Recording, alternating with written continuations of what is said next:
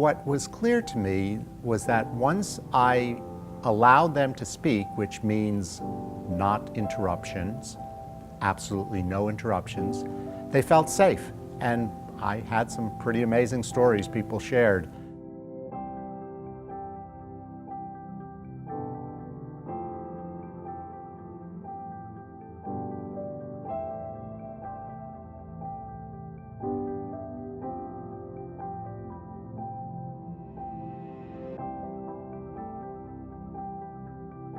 I'd like to share two stories that I thought were a lot of fun.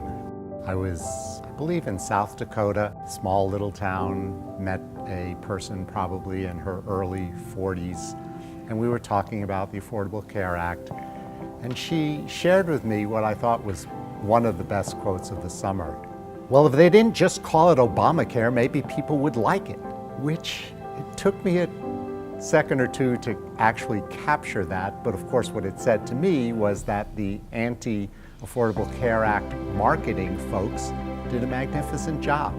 They attached this legislation, which they didn't like, to a president around whom they knew there was still a lot of prejudice and racism, and by attaching his name to it, people hated it, like this woman who said, if they didn't call it Obamacare, maybe people would like it better.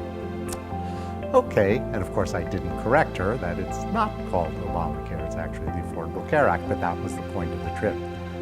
I was outside Spokane, went to a pub and met an elderly lady in her probably mid to late 70s. She was sitting, having a couple of brews, watching the sports channel. I asked if she wouldn't mind talking, and she said absolutely. So she began to talk, and she said to me, well, the issue is that we need to provide care for people, and there's really only one way to do that, provide care for everyone. She said, we just need to raise taxes.